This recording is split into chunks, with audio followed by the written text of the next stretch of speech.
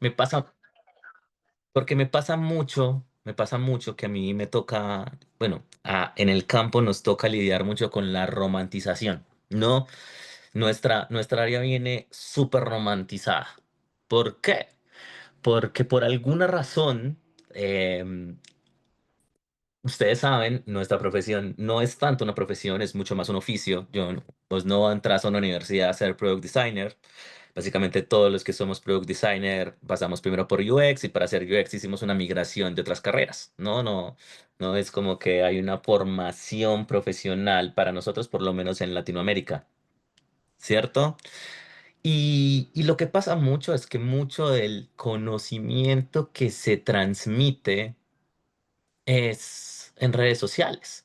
Y sabemos cómo funcionan las redes sociales, ¿no? Son como una am, vanaglorificación de las diferentes realidades, ¿no? Entonces sale una persona, te habla un montón de UX, tiene un montón de seguidores y empieza a tirarte un montón de cánones y de factos que realmente solo viven en la nube de redes sociales que no tienen absolutamente nada que ver con lo que se vive realmente dentro de cualquier startup o de cualquier agencia o software factory que genere producto, ¿no?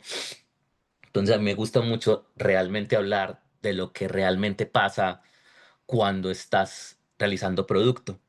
Y me gusta mucho hablar de Latinoamérica porque es donde trabajamos, sin importar que mucho del trabajo que se desarrolla en Latinoamérica se tercerice para otros países o Europa o Israel o Estados Unidos, ¿no? Se sigue trabajando bajo modelos muy aplicados a la zona en la que estamos.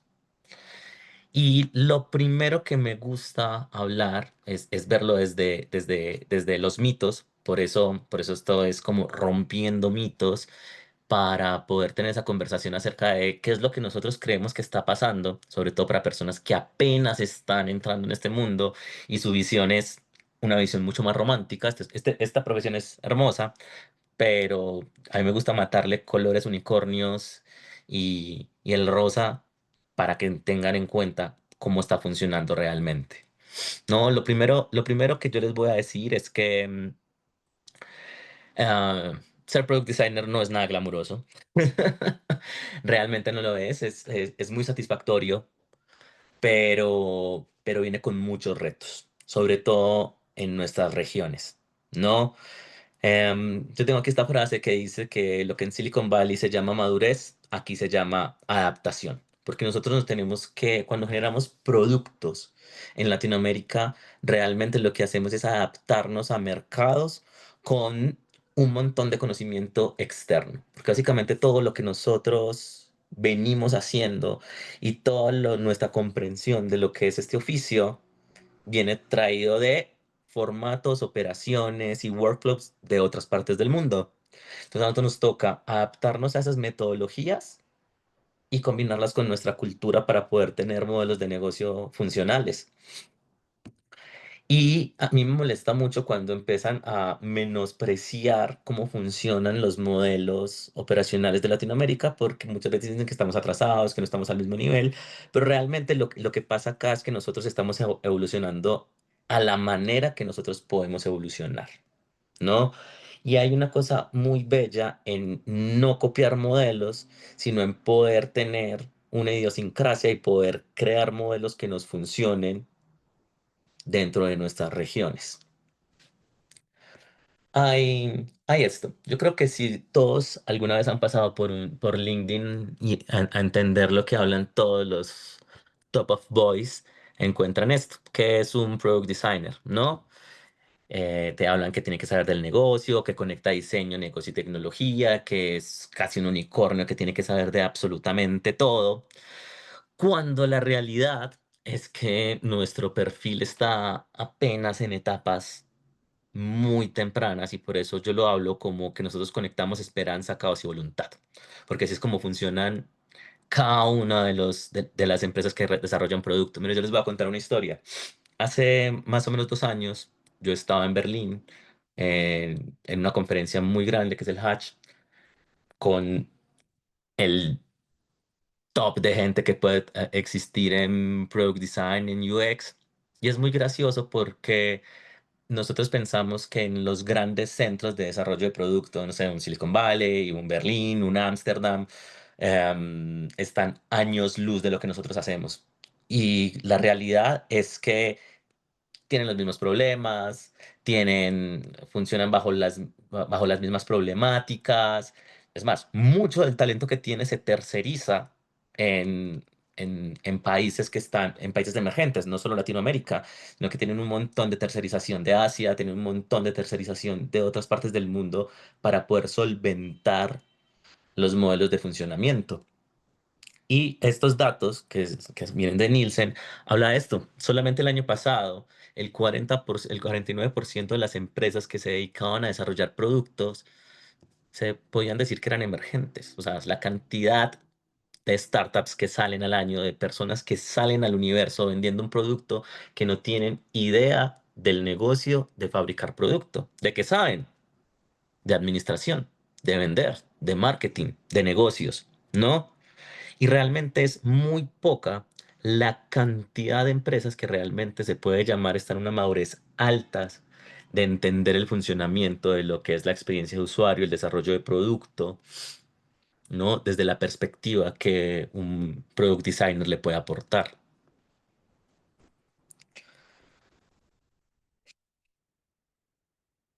Así que a mí me gusta bajar esa imagen que tiene de un modelo muy perfecto, donde siempre nos venden este modelo re lindo del product designer que lo sabe todo, totalmente orientado al, al usuario, que resuelve problemas, porque ahí es donde empieza este tema de la romantización, ¿no? Nos salen los tough boys in the product design a decir que nosotros básicamente podemos salvar el mundo.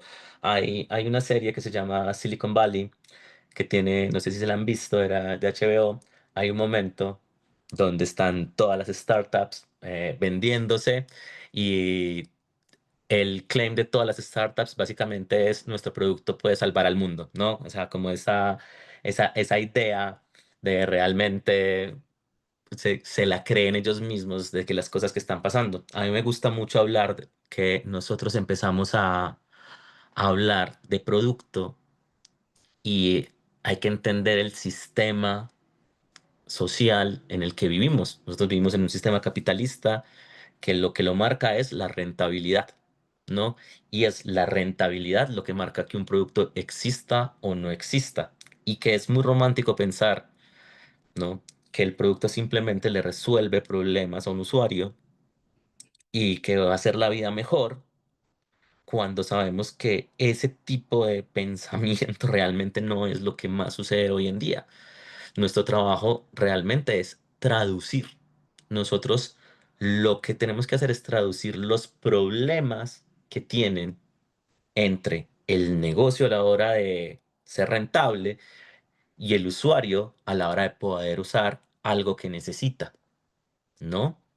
Y es ahí donde nosotros ponemos valor, ¿no? El valor está 100% realizado en cómo nosotros podemos alivianar la cantidad de fricciones que hay entre la necesidad de una persona que necesita ser rentable y de una persona que quiere usar el producto de ese vendedor, por decirlo de alguna manera. Entonces, ¿nuestro valor dónde está? En cómo nosotros reducimos fricciones, ¿no? Y es 100% eso lo que tenemos que empezar a entender del trabajo del diseñador de producto. Nosotros estamos muy enfocados en reducir un montón de fricciones todo el tiempo. Es más, muchos de los trabajos que van a empezar a tener todas las personas que recién están empezando, no van a tener eso de empezar cada una de las fases que tiene la ideación de producto, sino ya tienen un producto hecho y es, ok, este es nuestro producto, ¿cómo lo mejoramos? ¿Y qué es mejorar? Reducir un montón de fricciones que hay, no solamente hacia el usuario, sino entre las operaciones internas que tiene cada producto en sí mismo, ¿no? Y créanme, esa es una de las grandes realidades de nuestro medio. Mucho del trabajo que hacemos, ni siquiera lo ve el usuario final, está hecho para reducir las fricciones que hay interarias en un equipo para que el producto cada vez funcione mejor, ¿no?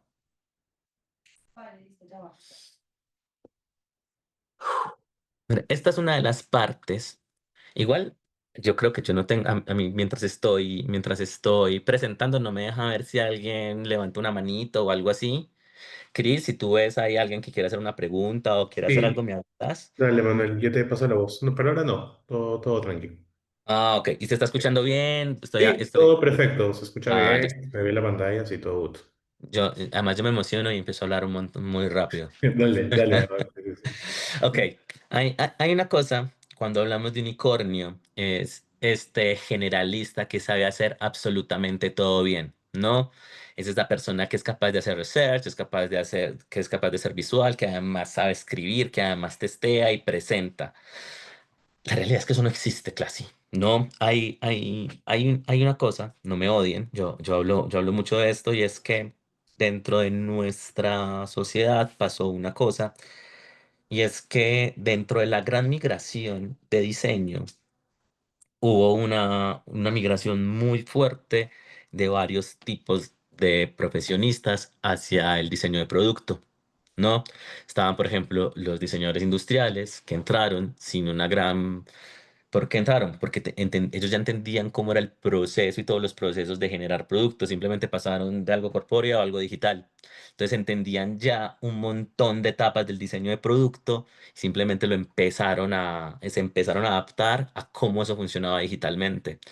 Empezaban a llegar una parte que era más de ciencias humanas, estaban los que escribían, estaban los comunicadores, estaban los antropólogos, que entraron más por el lado de research, más por el lado de investigación, más por el lado de entender al usuario.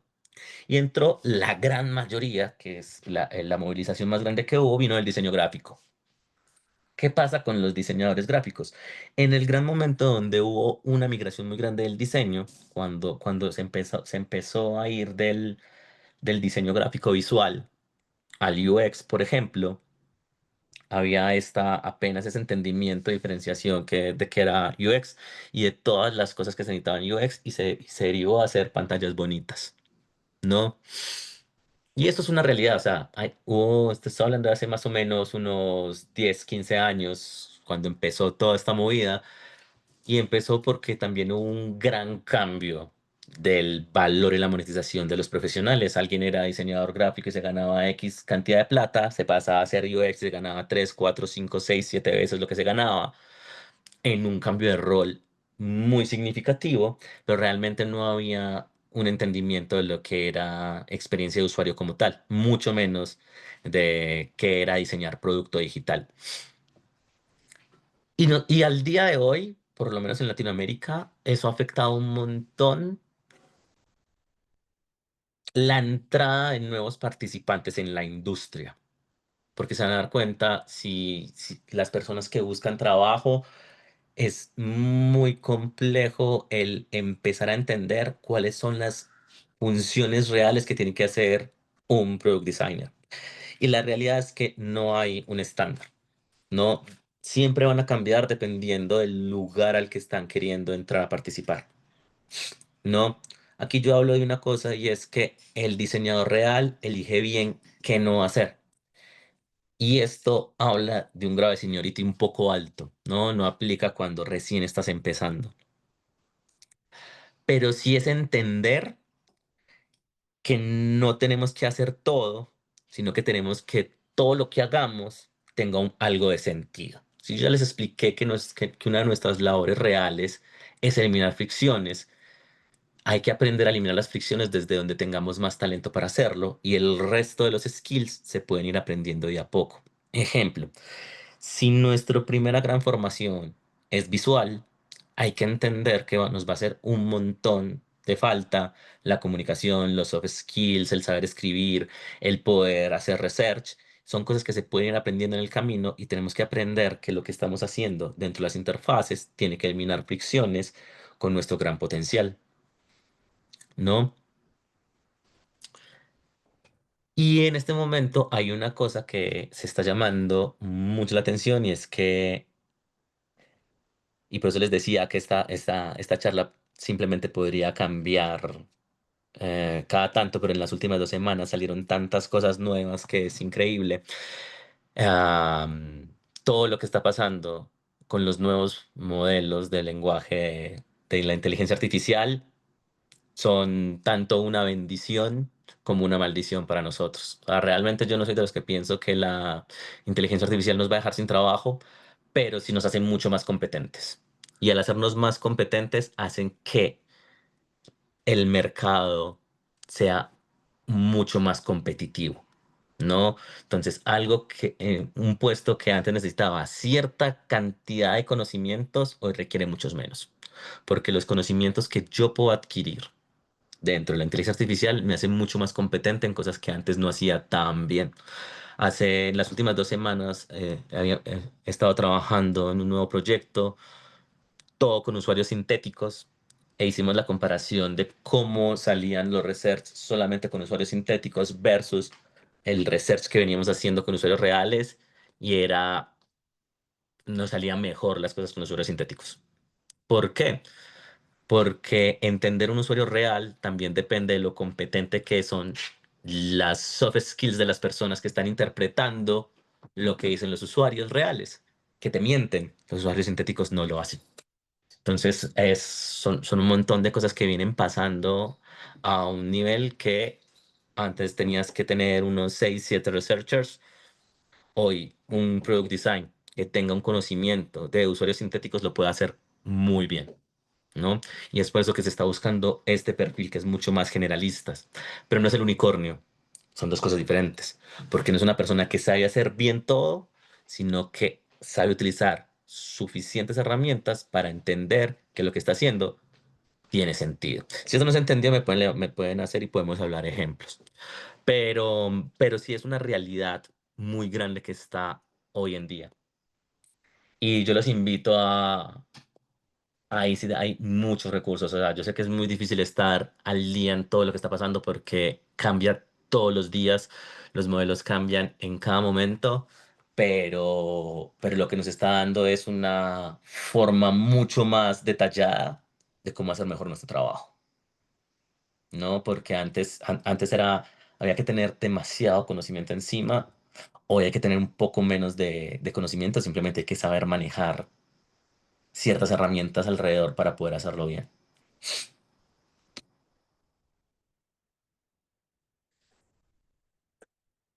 Y aquí hay una cosa súper importante. Eso no Manu, es... Dime. quizás como que podamos aprovechar este momento para responder algunas consultas, Sí, claro. porque justo ahí Catherine Carrillo pone en el grupo, perdón, en el chat, ¿dónde recomiendas aprender sobre usuarios sintéticos? Uy, hay un montón. Si quieren, yo tengo una academia que lo hace bastante bien. Después, al finalizar, yo les mando como la Ujú. información de un Vale, curso de usuarios sintéticos que es bastante para empezar, funciona un montón. genial. Y ahí Jesús Pastor también pone cómo encontrar el equilibrio en el uso de la IA y el proceso, en el proceso de diseño. Justamente voy a explicar eso en este momento. Perfecto. Dale. Que es base a esto. Mira, ¿hasta dónde tiene que llegar la IA? La IA no puede, hasta el momento, y es una gran ventaja, no supera el criterio de tu profesión, ¿no? Porque la IA se equivoca, alucina, y simplemente es lo que les digo, es una ayuda para entender las cosas. El criterio siempre se mantiene. Entonces, como si tú tuvieras un montón de personas a tu cargo, pero eres tú el que define qué haces con la información que te da y cómo la manejas. O sea, tú nunca vas a encontrar una persona que te diga, hazme este producto y el producto sale. Tú tienes que saber cómo llevar la información y seleccionar lo más útil que te da para poder aplicarlo en cada una de las partes de los procesos, sean research, sean los flujos, sean UX, sean UI, ¿no? Tú vas eligiendo y es tu criterio lo que va haciendo esto. Por eso tenemos esta parte que es súper importante, que es redefinir el foco. Ser generalista no es el reemplazo de todo un equipo. Ya esto voy. Siempre la especialización va a funcionar. ¿Por qué? Porque ahora más que nunca, ya que todos vamos a tener, o sea, el problema de la gran democratización de la información es que todo va a ser igual. Entonces, en el momento en el que te especializas donde generas más valor, por ejemplo, si eres visual, yo supongo, por lo general, acá siempre me llegan más diseñadores que otra cosa, es visual, es tu foco en cómo responde todo tu conocimiento y cómo le puedes dar foco a la parte visual, lo que te va a hacer diferente. Y lo que te va a dar es, y va muy cercano a esto, es a entender los argumentos de poder tener y decir no en cualquier parte del proceso para poder defenderte. ¿A qué voy con esto? Em, digamos, un caso muy común.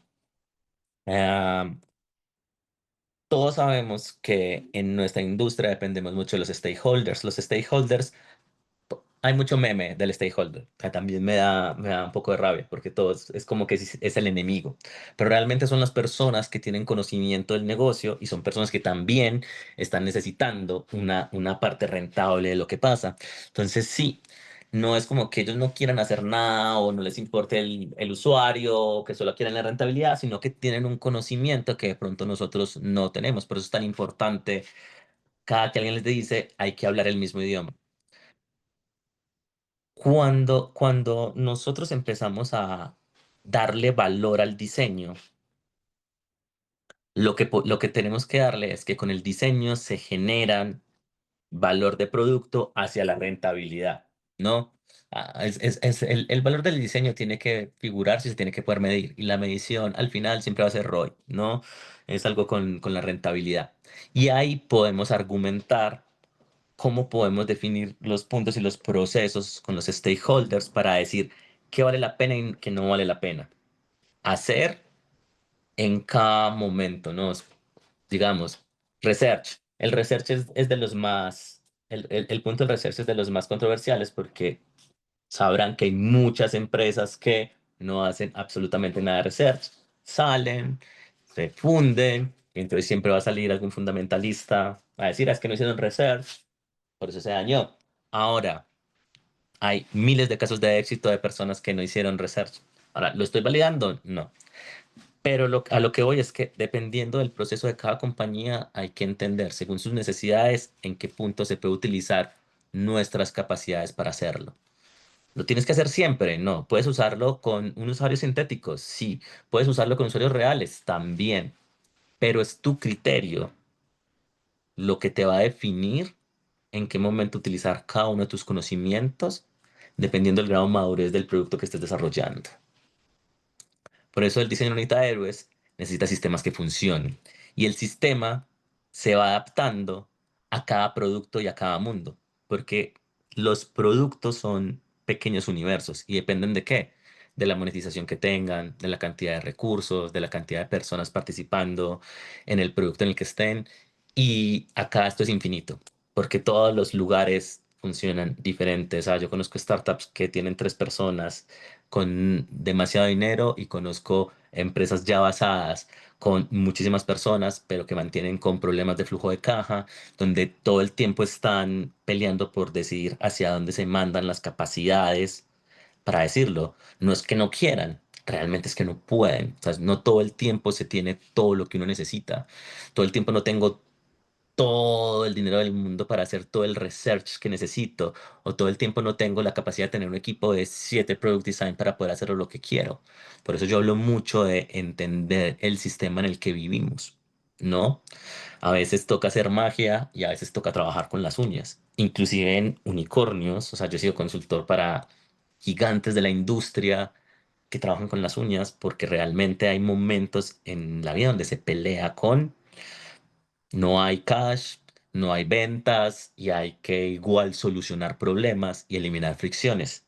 Entonces depende de nuestra capacidad, depende de nuestro criterio, entender dónde poner el mayor de nuestro valor. En algunos momentos va a ser en el UX como tal, a veces va a ser en el visual, a veces va a ser en el research, a veces va a ser en la ideación, pero depende 100% del criterio del diseñador dónde elegir eso.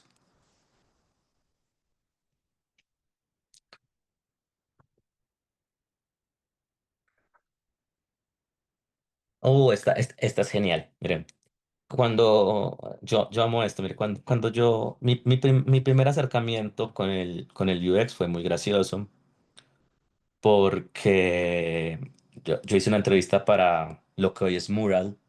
En ese momento era Murally, era yo vivía en Argentina, ahora es gigante, en ese momento era una oficina re chiquita. Y recuerdo que la Head of Design me dijo, vos no tenés idea de esto, sos un gran director de arte, trabajas muy bien en publicidad, pero de User Experience no tenés idea. Yo creía que sí, pero lo único que hacía era pantallas. Y lo que hizo fue, me dio me dio un gran baño de humildad y de realidad, pero me recomendó para que empezara en otra empresa emergente o en una startup emergente para ir aprendiendo UX de a poquito. Y me mandó a hacer unos bootcamps, como casi todos empezamos, pero hace 15 años. Em, y yo empecé a hacer mi primer bootcamp, me empecé a leer acerca de todo lo que podía, me empecé a empapar de metodologías ágiles y este primer grado por el que todos pasamos, por eso yo peleo tanto con la romantización, donde me explicaron el método perfecto. Las cosas funcionan así. Es uno, dos, tres, hay un método. Si el proceso es este, entonces tú entiendes al cliente, entiendes a los usuarios, haces tus personas, los entrevistas, y haces todo perfecto, entonces tu producto no puede salir mal. Y me choqué con la gran realidad. Eso es una gran verdad. No. Y aquí es donde yo vuelvo al criterio. Nosotros siempre, mira, yo he sido COO de grandes empresas durante muchos años, he dirigido operaciones de más de 500 personas y si bien las operaciones ayudan un montón y los procesos son necesarios, jamás un buen proceso implica un gran resultado, o sea, que el producto funcione. En ese caso, siempre va a funcionar más el criterio. ¿Cuál es el criterio? Es entrar en el proceso y decir lo que estamos haciendo, por bien hecho que esté haciendo, lo tenemos que cambiar. ¿Por qué? Porque no está funcionando. Pero estamos siguiéndolo al pie de la letra como dice el libro. Así no es la vida. ¿Por qué? Que lo vas a ver. Hay exceso de variables. Podemos estar fallando en temas con a las personas a las que nos estamos dirigiendo. Entonces, si el proceso, por bien que lo tengamos, no lo tenemos optimizado para nuestro real usuario, no está. Por eso yo digo acá, los frameworks son brújulas, no mapas. En este momento funciona muchísimo más tener un criterio muy organizado que un proceso que funcione como un reloj. No, hace mucho tiempo se trabajaba con el Scrum como si fuera un modelo infallable y había ortosos del Scrum que te hacían las dailies diarias, hacían todo lo que tenía que hacer. Hoy en día lo que se maneja es más como un modelo donde cada empresa lo que empieza a hacer es construir sus propias procesos con todo lo que saben, con un criterio. Puedes pasar sin problema. ¿Qué? Ah.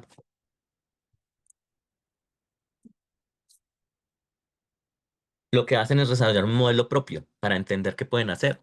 Y no son fundamentalistas de un design sprint, no son fundamentalistas del design thinking, no son fundamentalistas de Nielsen, no son fundamentalistas de las heurísticas y entienden que lo más sensato es iterar, es ver cómo desarrolla, es sentarse a pensar y decidir qué estamos haciendo bien y qué estamos haciendo mal, sin importar el método que se desarrolle. Entonces, no todo necesita un doble diamante para hacerlo, no todos los frameworks son infalibles y realmente cuando entendemos que las cosas se pueden simplificar y tomar decisiones en el momento que nos damos cuenta que las cosas están funcionando, es una señal de madurez. No, cuando nos damos cuenta que el exceso de método está fallando. Mm, aquí voy a hacer una, no sé si todos estén ya por lo menos trabajando algo empapado a producto, pero cuando necesitamos una reunión para ver por qué no necesitamos hacer tantas reuniones, es cuando nuestros procesos no están valiendo para nada. Y créanme que pasa más de lo normal. Y entender ese modelo es lo que nos da a nosotros una capacidad de ser product designers con mucha valía es cuando podemos saltarnos los procesos para decir, vengan chicos, esto que estamos haciendo ya está funcionando, podemos dejar todo esto para otro lado. Sí, ¿por qué? Porque ya tenemos algo acá que nos está dando métricas estables, que estamos testeando que el consumidor le gusta, que los usuarios lo ven bien, que no hay fricciones entre áreas y nos va a empezar a dar metodologías propias de nuestra idiosincrasia y de nuestros modelos de trabajo. Mira, y eso vuelve porque esto es algo que se dice muchísimo y se dice muchísimo en Latinoamérica y lo escucho todos los días por montones. Aquí no se puede hacer diseño de verdad. Y es ah, una de las grandes quejas. O sea, yo creo que si yo me meto a LinkedIn y empiezo a buscar comentarios de los Top Boys, siempre encuentro las mismas quejas, los mismos memes, y es, no, es que no nos dejan diseñar, es que aquí nadie nos deja hacer el proceso como es que no estamos viendo a los usuarios, es que no estamos entendiendo las cosas como son, porque estamos comprando una idealización de nuestro oficio, cuando nuestro oficio requiere muchísimo más criterio en entender realmente el negocio en el que nos estamos metiendo. Y esa es como la gran conclusión de lo que a mí me gusta hablar en esta charla y es, nosotros reducimos fricciones, a eso vamos, fricciones a muchas cosas. Miren, estas estadísticas son reales y es la cantidad de crecimiento que han tenido las startups en Latinoamérica en estos años. Y el gran valor calificado que tiene el latinoamericano para diseñar es enorme. Y les vuelvo a la anécdota. Cuando estaba en Berlín y me sentaba a hablar con mis colegas de otras partes del mundo, y yo veía lo que hacían, el nivel de trabajo que tenían y cómo funcionaban, yo decía, yo he trabajado en lugares en Argentina, en Sao Paulo, en Colombia, que trabajan muchísimo mejor. ¿Cuál es nuestra gran realidad? Nosotros somos mano de obra barata. O sea, nosotros no tenemos las mismas formas de pago que tienen ellos.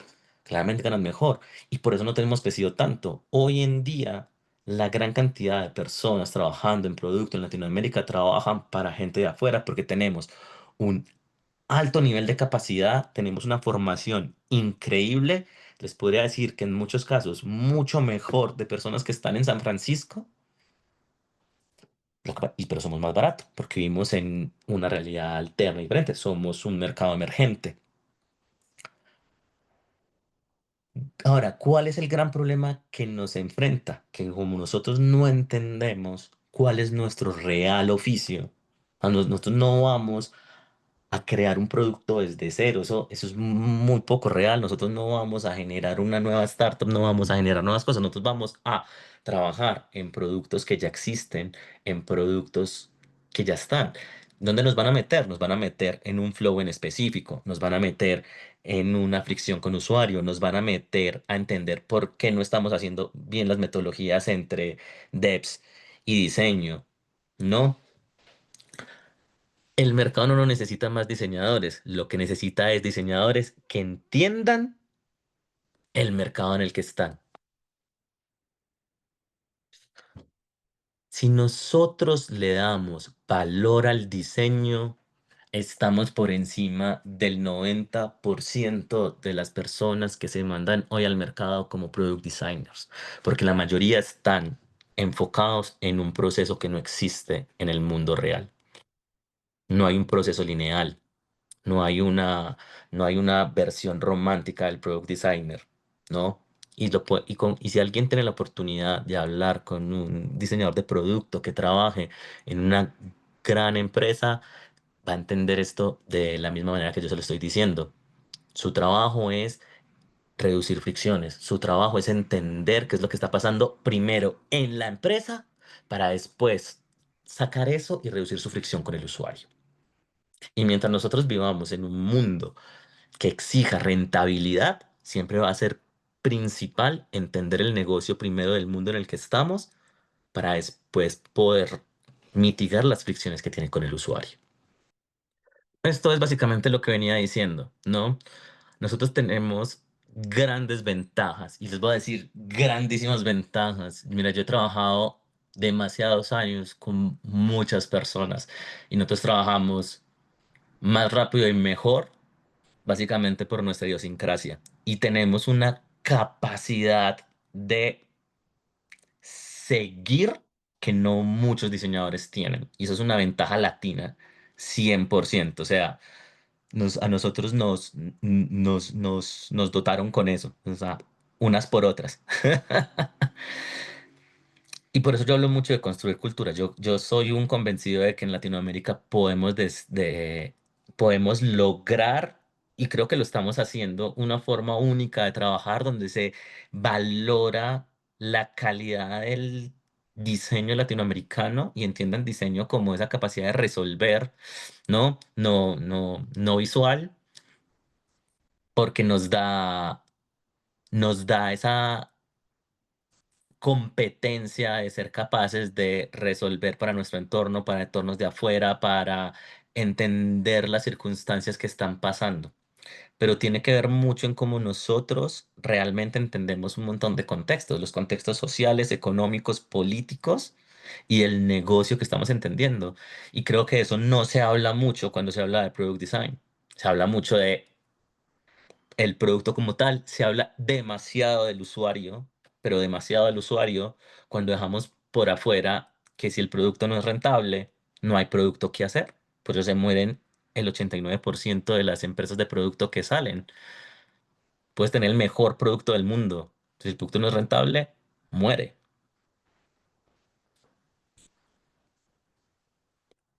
Hay que entenderlo todo. El Product Designer maduro traduce entre negocio, tecnología y usuario. ¿Cuál es nuestro impacto? Reducimos errores, mejoramos métricas, fortalecemos confianza. El diseño se mide en resultados y el resultado que más se mide siempre, siempre, siempre al final va a ser rentabilidad. Y ahí es donde el diseño impacta con valor. No, diseñadores que colaboran con negocio logran hasta 3 veces más impacto medible. Y eso es 100% demostrable. Y estos son simplemente como ya como el final de mi charla para que puedan hacer preguntas y podemos hacer. Romper estos mitos no es renunciar a soñar. Yo sé que intento no bajarle como la emoción. A mí me encanta realizar producto. Creo que es una de las profesiones más lindas que existen. O sea, estar, ver, crear y ver cómo se desarrolla y cómo crece un producto es de las cosas más lindas que te pueden pasar como diseñador de producto.